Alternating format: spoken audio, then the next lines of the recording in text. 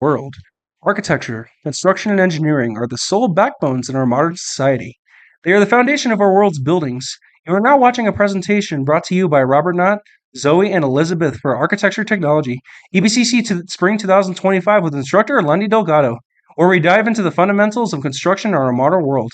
Hello, everyone, and welcome to this official Architecture Technology podcast. My name is Robert. I'm Zoe. I'm Liz. And this is Architecture Technology, where you learn the fundamentals of construction.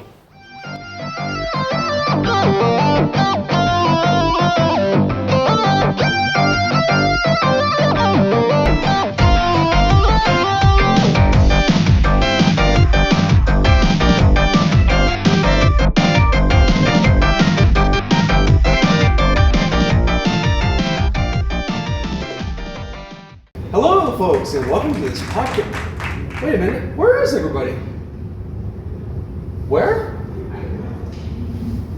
My mistake. Excuse me, everybody.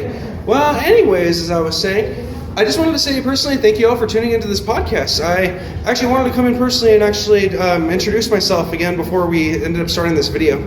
So what you're going to be watching right now is us covering Chapter 6 of Architecture Technology, specifically in the chapter that it covers roofing. Anyways, thank you all for tuning in. See you soon. Okay, for Chapter 6, we will be summarizing exterior finishes for wood-light frame construction. This includes protection from the weather, roofing, windows and doors, paints and coatings, sidings, corner boards and exterior trims, ceiling exterior joints, sustainability and paints and other architectural coatings, exterior painting, finish grading and landscaping, and finally, exterior construction. Okay, to start, we're going to be talking about the roofing underlayment. So after roof framing is completed, it is treated with the roof underlayment, which is meant to protect the structure from weather as soon as possible while allowing the initiation of interior work. The felts are referred to as number 15 and number 30, and they may consist of 1 to 2 layers of building felt, which is made of matted cellulose fibers saturated with asphalt, or synthetic roofing underlayment made of woven polypropylene, polyethylene, or other synthetic fibers. Before the finished roofing is installed, the roof underlayment serves as a temporary barrier. Once the roofing covers the underlayment, it continues to serve as a backup layer to reduce leakage into the roof structure. Later, the sheeted walls are also covered with the WRB, or water-resistant barrier, or a weather barrier. The barrier can consist of a building fence used for roofing underlayment or a grade D building paper, which consists of asphalt saturated paper. Whether the barrier is applied before or after doors and windows is up to the builder. Furthermore, alternatives such as airtight house wraps offer more durability and reduce air leakage. In order to minimize the seams, the house wrap consists of sheets that are about 10 feet wide. The seams of the wrap can be sealed with tape, but to provide greater air leakage resistance, the seals can be closed with adhered sheets or liquid applied membranes that cure in place. The wrap membranes reinforced together are referred to as air and water resistive barriers, or AWBs. Sheeting can also be done in factories with OSB panels that include water resistance and air impermeable resin paper overlay that is applied to the outer surface of roofs and wall panels. When these panels reach the sites, they are fastened to the wall or roof framing and sealed with self-adhering tape. The wall's water-resistive barrier initially provides a temporary protection from weather and then later acts as a backup layer, similar to the roof underlayment. Although these barriers must deny water entry, they must allow water vapor to pass easily in order to prevent interior humidity from being trapped behind the barrier. I will be talking about roofing. The first subtitle is Finishing the Eaves and Rakes. What this includes is that before applying shingles on a roof, two major things must be finished: the horizontal edges where the roof meets the wall, called eaves, and the sloped edges of the roof, rakes. This means that they both have to be properly prepared by installing drip edge flashing, which helps direct water away from the roof. And the objective when positioning them is to ensure that they overlap correctly to create a watertight barrier and that they're supported so water flows off them drip free from the trim and siding below. Provision must be made to ensure that rainwater and melting snow are drained from the roof in a way that won't harm the structure below. This involves installing a proper drainage system, such as gutters and downspouts. In some roof assemblies, the eaves must be ventilated to let air flow freely under the roof sheathing, because if not, it can lead to the formation of ice dams on the roof, and the siding, which is added later, must fit smoothly against or into the eave and trim. For roof drainage, gutters and downspouts, also called rain leaders, are installed in the eaves of a sloped roof to remove water and melting snow away to prevent getting the walls wet, causing splashing or erosion on the ground below. External gutters can be made of wood, plastic, aluminum, or other sheet metal, which are fastened to the outer edge of the roof eave. Internal or concealed gutters are set back into the surface of a roof and are designed to blend in with the roof line. They're less common because they're difficult to waterproof, so if they leak, they can cause more harm to the structure. And since the downspouts drain away the collected water, the gutters are sloped towards them so that the collected water and snowmelt are managed effectively. For large buildings, gutters and downspouts are sized based on the rainfall intensity data of the building's location, and the flow capacity formulas that are specified in the building and plumbing codes. This is very important to look at because it helps confirm that the system can handle downpours without overflowing nor causing water damage. A block is used to spread and direct the water away from the foundation, or an underground piping system can collect the water from downspouts and lead it to a storm sewer, a dry well, or a drainage ditch. Crushed stone prevents soil erosion and mud spatter by acting as a barrier that absorbs the impact of the falling water. This works because when water hits a crushed stone, it disperses and slows down, reducing its ability to displace soil and improve drainage by allowing water to drip into the ground more gently, gently minimizing erosion. Um, for roof overhangs and rain protection, roof eaves and overhangs are very crucial for protecting the building from weather. Overhangs extend beyond the roof edge and provide extra coverage over the building walls. They're useful because they help keep most of the rainwater away from directly hitting the walls, reducing water damage from going into the building. Walls without overhangs are very fragile because they are exposed to issues such as staining, leaking, decay, and premature deterioration of windows, doors, and siding. For ventilated roofs prevent ice dams by keeping the roof temperature consistent by ventilating it. This involves passing outside air under the roof sheathing through vents at the eaves and ridges. Soffit vents are covered with screening or a perforated aluminum strip and are super important because they allow fresh air to enter through the attic space, reducing moisture buildup, which helps avoid mold and ice dams in cold weather, as well as keeping pests out due to the screening. Using hollow ventilation channels under the roof shingles as an alternative can enhance airflow, and there's a continuous slot that runs across the roof that helps exterior air to circulate under the shingles and into the space beneath the roof sheathing. Ventilation openings at the ridge, like gable vents or a continuous ridge vent, keep the attic well ventilated, and gable vents are at the end walls of the attic, and ridge vents have a screened gap covering the ridge of the roof and draws air through the gaps in the roof sheathing to ensure proper airflow. An ice barrier is essential in regions prone to ice damming since it helps by sealing the roof using several layers of roofing felt cemented together with asphalt, most likely being an adherent sheet of polymer modified bitumen, also referred to as rubberized underlayment. This is a sticky roofing material that's used to prevent water damage by sealing it around shingle nails and covering areas like valleys and chimneys. The sheet must extend from the lowest edge of the roof to a line that is 2 feet inside the insulated space of the building. Vapor diffusion ports are used in warmer climate zones because they keep a roof cooler in summer by dissipating solar heat absorbed by the shingles. These ports replace traditional ridge and soffit vents by providing a way to prevent condensation under the roof sheathing by releasing humidity buildup. This is very effective in eliminating the risks of rain or embers getting into the roof assembly during extreme weather conditions like high winds or wildfires. As for unventilated roofs, they are used in cold climates and are built by either insulated foam panels, spray foam, or rigid insulation. They can be placed over the roof sheathing or be fitted between the roof rafters. These help regulate the temperature and maintain thermal balance, enhancing insulation and moisture protection. When it comes to insulated panels, sealing the panel joints and edges of foam boards is very important to help avoid air leakage, especially with spray foam installation.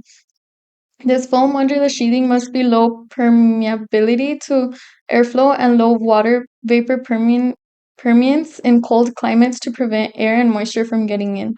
Unventilated roof systems have advantages such as having simpler designs, a thinner profile, and fewer risks of leaks. They prevent wind-blown water from getting through and keep burning embers out during wildfires as well. As for roof shingling, asphalt shingles are affordable materials and are easy to install for wood-light frame buildings. And carpenters or roofing subcontractors are usually the ones who install these shingles. All right, and we are now officially going to be heading into this next panel of the section of our chapter 6. So this chapter in particular, I'm going to be covering over windows and doors. So windows and doors has many different segments that I wanted to cover, especially in this chapter. We're going to be going over flashings first. Flashings usually in terms of construction are these thin metal sheets that are actually applied to doors, so they have a lot more protection whenever it comes to things like rain. This is where our weather comes into play. So they're usually installed prior to the windows and doors, preventing water from seeping through gaps and edges of these components.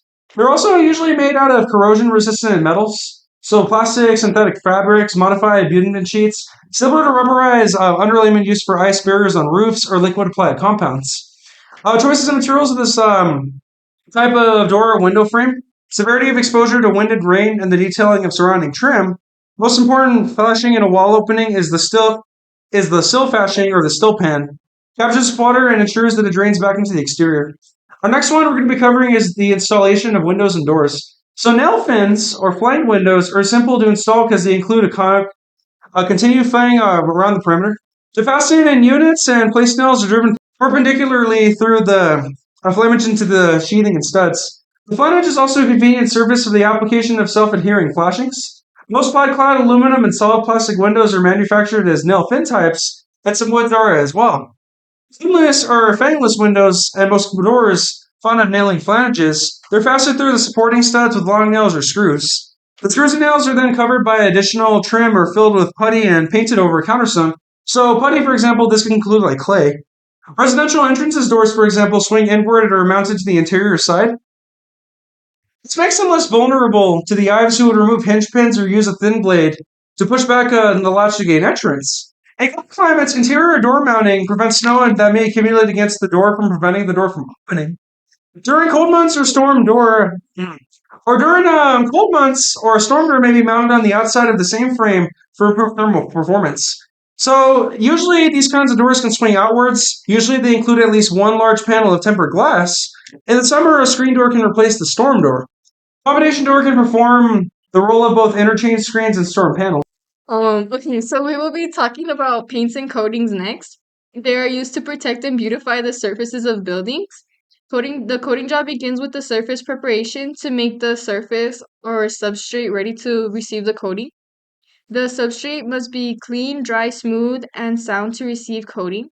Okay, so next we will be talking about siding, which is known as the exterior cladding materials applied to the walls of a wood light frame building. Many materials can be used for siding, including wood boards, plywood, wood shingles, metal or plastic materials, fiber cement panels, brick or stone, and stucco. Oh, stucco, sorry. So with board siding, horizontal board siding is made out of wood or fiber cement, which is usually nailed through the wall sheeting and into the studs with special siding nails. The nail should be hot dip galvanized or made of aluminum or stainless steel to prevent corrosion and staining. Ring shrink nails are preferred because of their better resistance to pulling out as the siding boards shrink and swell with changes in moisture content. Additionally, the nailing should be done in a way that allows the pieces of a siding to expand and contract without damage. The sidings are butted tightly to corner boards and window and door trims with a sealant material applied to the joint during assembly. More economical horizontal siding boards can be made of various wood composition materials. Some of these boards have experienced problems in service, while others have gained a successful record. Horizontal siding may be nailed over furring strips or vertical wood spacers, similar to preservative-treated plywood plastic that are aligned over the studs. This method is referred to as drained cladding or rain screen cladding, as it allows the water that seeps through the siding to drain out rather than further soak into the wall. Additionally, it permits more rapid drying of the siding and enhances the wall's ability to release water vapor that could accumulate within the wall. With furred sliding, special attention is paid to the corner boards and window and door casings to account for the overall thickness of the cladding.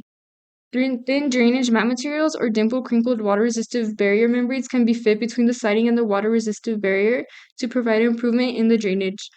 This is achieved at a lower cost and with less impact on the detailing of the exterior trim in comparison to siding over vertical furring. Rain screen cladding can be referred to as ventilated cladding when the drainage space is deep enough to promote air movement behind the cladding. If the drainage space is open only at the bottom, it is referred to as vented cladding. Ventilated cladding provides superior air movement and greater drying potential in comparison to vented cladding. Vertically applied sidings are nailed to at the top and bottom plates of the wall framing and are installed at one or more intermediate horizontal lines of wood backing between those studs. Furthermore, some materials can be left unfinished if desired to weather, such as heartwood, redwood, cypress, and cedar sidings, but will later have to be replaced. Other woods must be stained or painted to prevent weathering and decay. If the coatings were renewed, the siding underneath will last indefinitely. Next, we will talk about plywood siding, which the most popular are those that are grooved to imitate board sidings and conceal the vertical joints between the sheets. It's usually chosen for its lower cost and cheaper labor costs compared to other siding materials. They must be painted or stained, even those out of heartwoods, because their veneers are too thin to stand weather erosion for more than a few years. An issue using plywood sidings for multi-story buildings is how the detail of the horizontal panels joins between the sheets. So then shingle siding, it can consist of wood shingles and heavier shingles that require a nail-based sheeting material, which can be OSB or plywood. Corrosion-resistant box nails or gun-driven staples can be used for attachment. Most shingles of cedar or redwood, heartwood do not need to be coated with paint or stain unless a finish desired for cosmetic reasons. Application of wood shingle siding is labor-intensive, especially around corners and openings. The shingles must be fitted to those areas. Shingle sidings are produced in panel forms in factories by stapling or gluing shingles to wood backing panels. These panels are about 2 feet high and 8 feet long. These measurements allow for several shingle application patterns along the prefabricated woven corner panels. These shingles are applied more rapidly than individual shingles, which can reduce on-site labor cost. So then we will speak about metal and plastic siding. Painted wood sidings are prone to deteriorate unless they are scraped and repainted every 3 to 6 years. Aluminum and vinyl sidings, formed of pre-finished sheets of aluminum or molded of vinyl plastic, are usually designed to imitate wood sidings without the recurring need for scraping and repainting. However, aluminum siding has poor resistance to denting, and plastic sidings tend to crack and sometimes shatter on impact, especially in cold weather. Aluminum and plastic siding details around openings and corners are sufficiently different, making them inappropriate for use in historic restoration projects. Stucco, or Portland plaster cement plaster, is a strong, durable, economical, fire-resistant cladding material. It is normally applied in 3 coats over a wire lath, by hand, or by spray machinery. Despite its blockage appearance, stucco is a porous material and is vulnerable to shrinkage cracks. In locations with high winds and rain, stucco is installed and drain cladding as a drain cladding with the drainage space between it and the water-resistant barrier. Next, masonry veneer. Masonry veneer is used to face light, to frame light building frames. Okay, so next we will be going into masonry veneer, which is used to face, light frame buildings can be faced with masonry veneer. It is a single width of brick or stone. Corrugated metal ties prevent the masonry from falling away from the building while allowing differential vertical movement between the masonry and frame. It is a porous material requiring a drain cladding system to protect the wood-framed wall from water penetration. Artificial stone or manufactured masonry is made from mixtures of cement, sand, and other natural aggregates and minor pigments. for example, iron. Yeah. It can be formed into many shapes, textures, and colors, simulating the appearance of traditional brick and natural stone, but as a thin facing. These stones range in thickness and, like stucco, is applied over a base of metal lath and Portland cement plaster. Fiber cement panel siding is made of cement, sand, organic and inorganic fibers, and filled into manufactured panels. Um, they can be made to have a smooth face or various textures, and can be painted on site or provided pre-finished. It's attached with nails or screws driven into the wall studs or other solid framing behind the wall sheeting, and the gaps between the panels are sealed with joint sealant or filled with preformed plastic or aluminum trim. Next subject was going to be corner boards and exterior trim. This introduces the vertical corner and trim boards, which are essential because they help seal the edges of the siding and provide a finished look. The corner boards cover the ends of the siding where they meet at the corners of the building, protecting the joints from moisture and pests. The trim boards around windows and doors serve a similar purpose. They help seal the gaps, providing a neat appearance while also preventing water from going through. Roof edges require trim boards of various types, such as fascias, soffits, frieze boards, and moldings to match the style and detailing of the building. There's a variety of these trim boards, including the traditional choice of using pine. As for wood shingles, unpainted cedar or redwood is preferred. Plastic and metal sidings are trimmed with special accessory strips of the material, while fiber cement siding is trimmed with either wood or fiber cement board. The trim is mostly ornamentally shaped since it's a requirement for many historical styles. And pine is often picked for wood boards because are usually back primed sorry, before installation to help reduce cupping and distortions from humidity changes. New substitutes like high density plastic foam boards and wood composite boards are used to replace costly appearance grade lumber, and they're often straighter and defect free due to their construction with glue and finger joints. These products can imitate traditional trim but still require painting and aren't suitable for transparent finishes. And now we're going to be covering this fellow topic of sealing of exterior joints. So after exterior joints are completed in carpentry work, a lot of the exposed gaps between the sidings, trim faces, and doors of windows and other exterior materials are sealed with joint sealant. Traditionally, it's actually called caulk. To prevent against the entry of water, exterior sealants must have good adhesion to the materials being sealed, remain permanently flexible, and be unaffected by exposure to sunlight. Paintable sealants can be installed before finish painting and then painted over to match adjacent surfaces. Other sealants, such as most silicones, cannot hold paint. These are selected from a range of available premixed colors and then applied after finished paint seal. And now for our last and final segment of this chapter, the sustainability of paints and other architectural coatings. So paint and other coatings can be significant emitters of VOCs, and thus require or VOCs, and thus require care and selection and specification. Water-based acrylic latex paints generally have lower VOC emissions than solvent-based paints. The quality and durability of low and zero VOC paints continue to improve. Unused paint can be reprocessed to make recycled paint, eliminating paint waste from the waste disposal stream. In addition to volatile organic compounds, paints and coatings can emit other toxic or unpleasant smelling chemicals. Some manufacturers also report their product emissions of such chemicals. Other products with low emissions in these categories. Can you imagine terrible paint smells? That is the worst.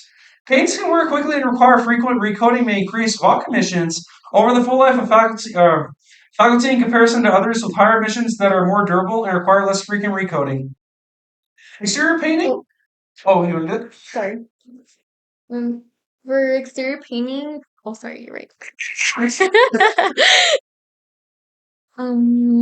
So as for exterior painting, finish grading, and landscaping, the final steps in finishing the exterior of a light frame building include painting or staining, which is an application of protective and decorative finish exposed to wood surfaces. The grading of the ground is the process of leveling and shaping the ground around the building to ensure that proper drainage is away from the foundation. The installation of paving for drives, walkways, and terraces provides functional pathways and driveways, also serving for aesthetic appeal to the property. Seeding and planting are Landscape materials involve plants, trees, shrubs, and other landscaping elements to provide shade, reduce erosion, and improve the overall environment around the structure. I believe there's one, yeah. And now our last and final chapter. Now our last and final segment, exterior construction. What is widely used outdoors for porches, decks, stairs, stoops, and retaining walls? Decay-resistant hardwoods, wood that is pressure treated with preservatives, and moisture-resistant wood. Plastic composite planks are suitable for these exposed uses. If non-durable woods are used, they will soon decay at the joints, where water is trapped and held by capillary action. Fasteners must be hot-dipped, galvanized, or stained steel to avoid corrosion. Wood decking that is exposed to the weather should always have open space joints to allow for drainage of water through the deck and for expansion and contraction of the decking. Plastic composite planks are durable and attractive, although some are not as strong or stiff, as wood may require more closely spaced joints for support. And this has been Architectural Technology Podcast Chapter 6. I am Robert Knott. Zoe Alvarez. Elizabeth Cordero. And thank you all so much for watching. Bye, guys. Be sure to like and subscribe. Have a good rest of your day. Thank you all for tuning in, everybody. Catch up us.